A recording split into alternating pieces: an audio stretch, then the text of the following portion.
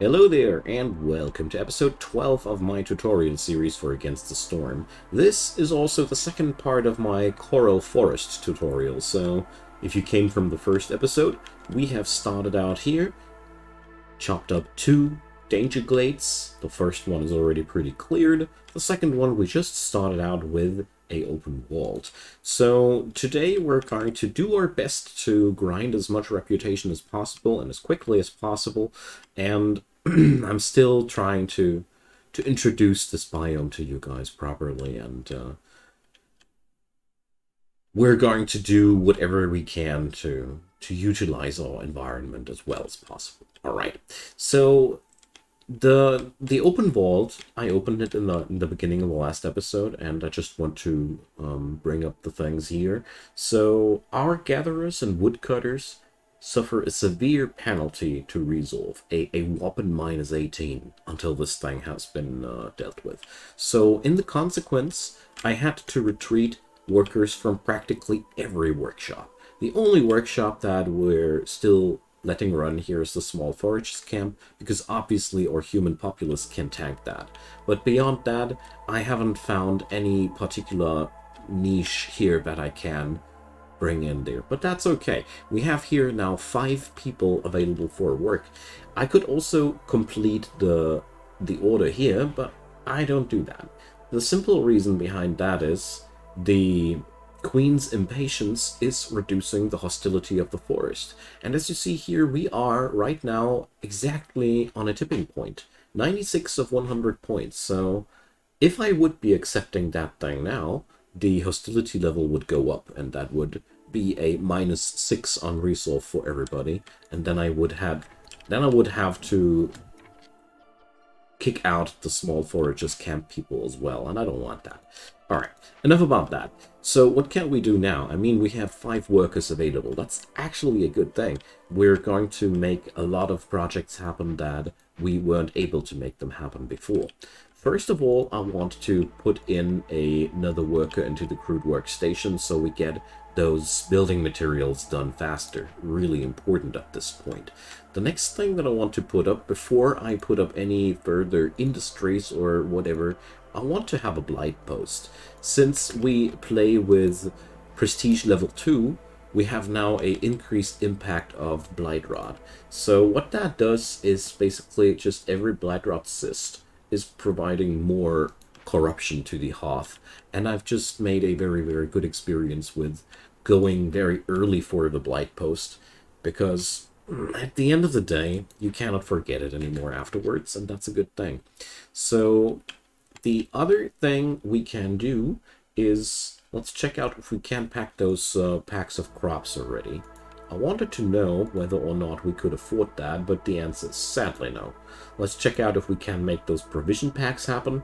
We technically could, but practically I'd rather not do that, because that's the rest of our food stockpiles. So that's a little bit sad, so we cannot really bring any workers into the makeshift post.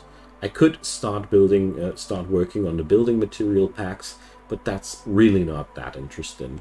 I want either the crops or the provision things. The building materials, we require them on other ends.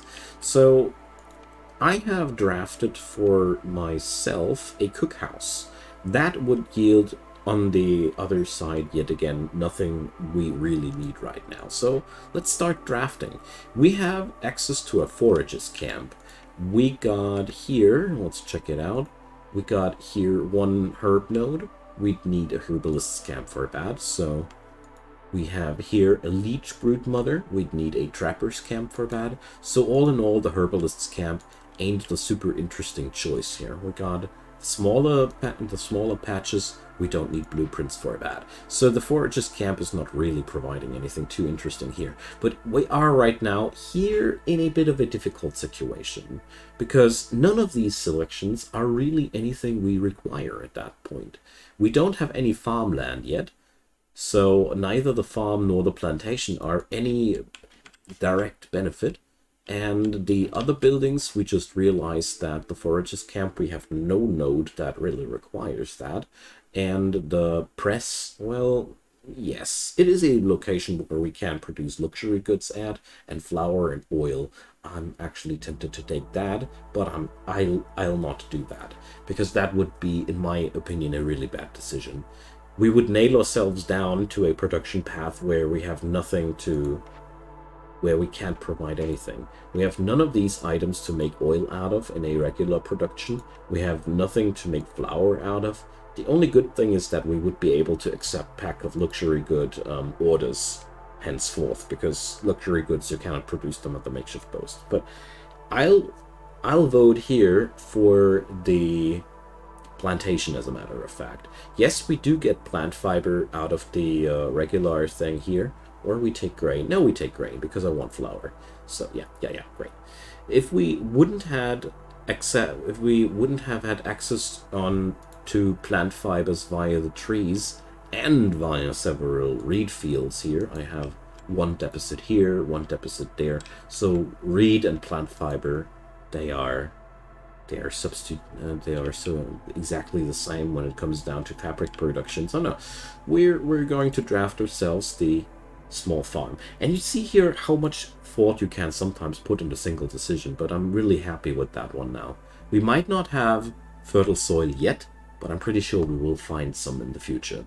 All right, next choice falls to the provisioner, because I wanted that one when he came when he came up in the first place. I can make cheaper provision packs there. You need those for trading. And I can make flour. We already drafted a wheat producing building, so now we're completing the production chain. We got the plantation for wheat production, we got the provisioner for flour production, and we got the cookhouse, which allows us to make biscuits out of that flour. So that's brilliant. That's just exactly what we want to have. And there's still one more draft available, and we could now either go for the Trappist camp, the human house. There's a couple of choices that sound really solid, but since I don't know what I want to take right now, I'll do the usual. You already guessed it, nothing. Sometimes doing nothing with those choices is better than rushing them. We still have to tank through that, and that means the majority of the drizzle season we will have a little bit of a situation there, but it's going to be okay. Let's check out how our stockpiles are going here. So we have crystallized dew, quite a lot. We happen to have almost no stone whatsoever. That's because we haven't reached any of those red trees here. And that's one of the crazy things about this biome. You start to look for certain trees because you want a certain resource quite badly. If you want to produce tools, these trees here are the best ones, these bony looking ones. The red ones are stone and incense, and these are just plant fiber byproduct. And then there's these snaily looking like they yield. They are all snaily looking like. They also yield meat alongside to these. This is a weird biome, okay? I know that. But on the bright side, we have a nice stockpile of wood. In my experiences, this whole environment here works brilliantly until you start using wood for certain production chains. So I'm also calling out some roads here now because it's about time. We have, for the first time, a decent amount of workers available. So it's a good, that's always for me a good moment to at least call out some dirt roads. Because dirt roads, they don't cost you anything except for work time, and they yield a small bonus on movement speed. All right, next year. Hooray, we did it. So first things first, our resolve is a little bit better now because the storm season is no longer oppressing us there. We get a new Cornerstone. Ah, yeah, I love that. So this is one of my favorites. We receive provision packs for every new villager. This way, we can trade very, very easily. I love that one. We have here, the exploration contract is also pretty nice. Every glade yields some resources, and 40 units of resource in total is a lot per glade. And the reinforced access. 40% faster woodcutter camp production. Amazing. But we're going to take the peasant supplies, because I haven't had too much problems with wood production so far. And this perk alone opens up the ability to use trade routes without doing anything that I wouldn't do in the first place, and that's accepting people. So great stuff. It's one of my favorites, actually, because this way you don't need to invest any resources into the provision production, and that's just... You'll notice that. All right, so that means the provisioner is not necessary until we have put up some farmland. Great. So what's the next thing? We cannot do much here right now. We require farmland for the small farm, so I'd think it would be actually a smart choice to start cracking open the next glade, because we really need that farmland. All these resources here are fine and dandy, but we just require some place to plant our wheat at and get our food production going for real. But until that is happening, I just decided that at least we will bring up the cookhouse. That's for one particular reason. The woodcutter has to move. And that's the thing. Sometimes you can just process small amounts of something. You know, sometimes you don't have the entire work chain available, but sometimes you just find a cache of something. Or old Farliff sells you something. You know, it's, there are times where it's actually smart to have the building to process these small windfalls that you sometimes get. All right, so let's see. Our dude here provides, yet again, building materials, but no planks, sadly. I would have bought those planks, my man. So trade-wise, we only have crystallized dew that he'd be interested in, so we could now go and make that kind of trade. But as you see there, we don't really would get much simple tools out of that.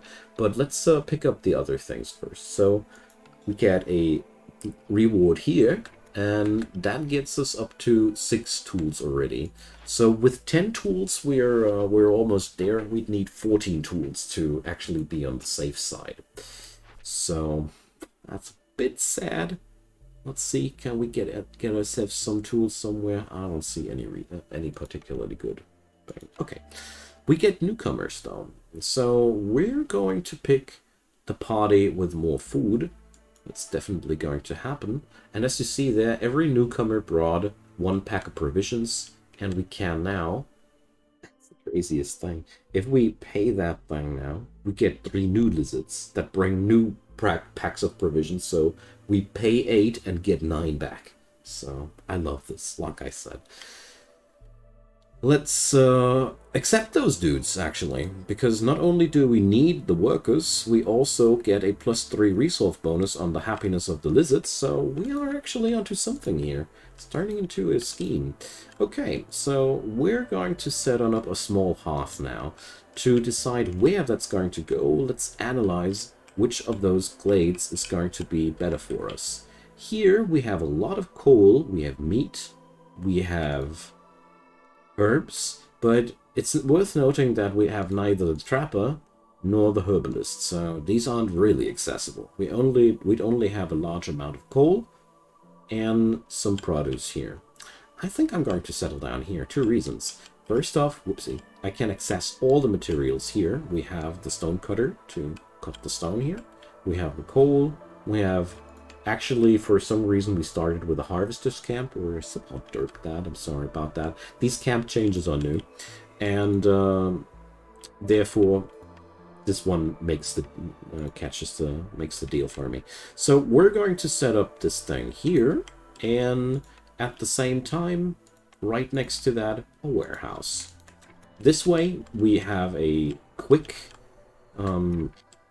delivery line of fuel to the hearth, and all those workshops here around can get themselves working quite quickly. All right, so trade routes. We have enough provisions to provide, and trade routes are quite simple. Every season, the environment is asking for stuff from you. So for example, here we can sell 5 coal and bring 2 provisions and get 4 amber for that. You could also amp up the number, as you see there, and get more payment. The more often we trade, the more we get out of that. And the important thing here is to know what you can allow yourself to sell, you know. All right. So that'll bring us some money, but not right now. Luckily, Farliff seems to buy also all provisions. That's great. So we're going to sell here. And I want to see if I can't make a deal for 8 tools, because that would make me a lot safer. So we're going to sell away some bricks here, and I'm going to sell... Yeah, we're going to sell 2 parts. We're going to survive that. Here we go. Wonderful. So this is all I need to crack open the next danger glade without any second thoughts, because we have now enough tools to crack any challenge that might be there. Brilliant. Alright, so we spent a lot of time here, as you might have noticed, and I'm sorry about the slow pacing here, but these decisions do have a huge impact on our future of our run there. So let's see, is a foragers camp for us feasible? No, we'd need a herbalist. The brood mother here, it is interesting that we'd get leather and meat there, but I don't want to opt into that. No, we're actually going to go for... Oh, that's a difficult one. Either the human house or the leather worker. Well, let's pick up the leather worker. It's kind of an odd pick for me, but the leather worker has a very, very great characteristic. He does provide us fabric and containers. That's pretty good. Containers are necessary in many, many ways. Let's, by the way, favor those lizards again to crank out as much reputation as possible from our friends. And let's see. So, next step on the list. I'm looking for a building that produces tools first and foremostly, because we get free ingots here. I sold the ingots only because the game was letting me down so hard, and the trend doesn't stop here. Oh boy, this is hard. So we went a little bit unlucky with the draft here, but I'm looking at the artisan. That's pretty great. Why do I look at the artisan? I have just drafted myself a leather worker, which produces fabric, and the artisan produces coats. So we're onto something. Coats are something humans like to wear, and coats are something... I thought those hobbies would like coats. Oh, my bad. So, well, that's actually pretty... let's make them less interesting. So it's really important that you check out what your people actually like, so that it saved me from a misdecision here. So, well, we're picking the brickyard here, because that's a solid source of bricks. So now we have solid sources of bricks and fabric. I didn't really prefer this, but sometimes you just have to bite the bullet and take a unpreferably thing. So as you see there, we're now totally not... we totally have not enough living room here, so let's set up new shelters. The human housing, by the way, would have been also a pretty okay choice. I didn't take it out of a certain reason, though, and that's been because I do not see the majority of people here being humans. If it would have been a lizard house, I would have taken it without a second thought. So, our first foragers camp is empty. Let's relocate. There's sadly nothing here, so we'll have to put it down there. Okay. So, still waiting for that thing to get resolved. This will help us a lot. Then I'll have a lot more freedom again. As you see there, I don't have much wood left. That's actually a little bit scary, but only a little bit, because we got tons of coal, so we're going to allow that now as a fuel again, and everything's good. Also, as you see there, the resolve issues are gone now, and we can finally assign our people again, just as we see fit. So, first of all, I want some woodcutters back in business here, and I want them down here in this corner. I want to make sure that we have already, by the time the storm comes, a little bit of a edge here. And the configuration is again on avoid glades. That's really important. Double check your configurations of your woodcutters every now and then, especially when you assign them new. And there we go. The harpies are already on low on low resolve, so we cannot do the trick here anymore, but that's okay. We've cranked out quite a nice amount of reputation here for actually no effort at all, so that's totally okay. So we got still 4 workers left that are not busy. So let's check on out. We can make skewers here, boys. That's really good. So we're going to assign somebody here into the cookhouse. We're also going to assign 1 harpy into the blight post and assign some purging fire because it's about time. All right, we have blueprints available again, so great stuff. Well, let's see. I can pick up harpy houses. Very, very tempted because harpies have a very fragile resolve. These things help a lot. The bakery, well, we already have access to biscuits. We'd only get access to pie. No, I'll take the hoppy house. That's always good. Racial housing is grand, believe me. So here, the last one, we're going to wait a little bit. The monastery is looking interesting, but so does the herb garden. We really, really do need some fertile soil to work with finally. Totally necessary here, but well, one thing at a time, I'd say. So we can now build hobby houses. I'm going to set up some housing over at this corner there as soon as we can. New orders come in. So, rebuild 2 ruins. Well, that's a tad bit hard. Here, keep your humans happy, and get more humans, and get more eggs. Well, I'm going to try that one. I mean, we don't have that many ruins yet, but the rest of the quest is super easy. And since we are going to explore a lot still, might come in handy. So, complete 10 trade routes. Very, very tempted. We'd get a +1 to all packs of goods. It's really, really good. Versus fulfill the need of religion. So can we fulfill the religion need with a monastery? Yes, we can. So religion does require incense. This is very, very interesting. We got religion interest on the lizards, on the humans, and not on the harpies, but that ain't much of a big deal.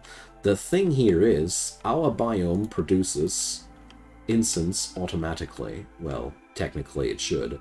There are trees here. Oh, where are they?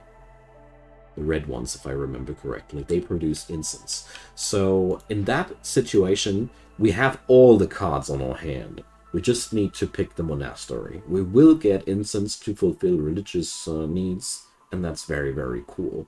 We do have the trade route thing open too, but I personally think that's a bit... the pots are pretty good, but I'll take that.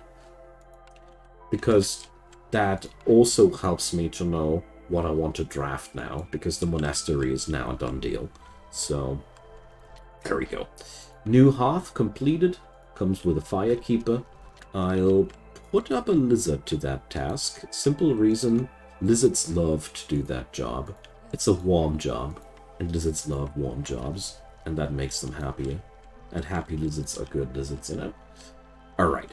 So, and just like that, there's only 1 worker left here in the colony. Ooh, boy. No. You don't produce pigment. Ah, I forgot to disable the other recipes that I don't want to see here. Oh, boy. What a lousy mistake of mine. Ah, well, you haven't seen that, right? So, we're making good progress here. The woodcutters here are doing their job. The woodcutters here as well. I'm very interested in getting rid of that pot there. And we're now using coal because the wood is being processed. So another important thing then is going to be the setup here of a mine. Oh no, we need to carve open a little bit there. Alright, so let's do this. So holding down shift to eliminate those few pesky trees here. Because they block the access to building a mine. A mine is going to be extraordinarily important for us, you know. So, here goes then the warehouse. And I do notice a lack of bricks. So, we should set up ourselves the workshop for that. So, it's time to set up the brickyard and the leather worker. And now, as you might notice, our our requests are exploding. There's we require stuff left and right, and well, that's a normal development. We are working as fast as possible on these crappy workshops already, but there's only so much they can provide. And I do notice that the hoppies are again a little bit happier, so we're going to crank up that a little bit. It might be just before the next storm season, but the good news about lizards is they lose their resolve very, very slowly. So that means bunkering up some resolve on them right before the storm can actually help you out quite a lot. And as you see there, stuff's getting done. Great. Alright, so right before the storm, I dropped that favoring again because I don't want to be in trouble. Here, in this map, it's super important to check, to double and triple check the hostility of the forest there. And what happened to my trade routes? Oh, I set them onto auto-collect. Ooh, okay. I'll disable that because I want to introduce that a little bit more thoroughly here. So we missed some opportunities there, but no, never mind. We didn't have any. So where was I? Yeah, vassal tax. So when we are on hostility 3 or higher, we'll have to pay 5 amber each storm per year. So this year it would have been already 15. So that means we better make sure that we can pay that. Otherwise we'll receive a impatience, a faster impatience growth. And that's actually quite nasty.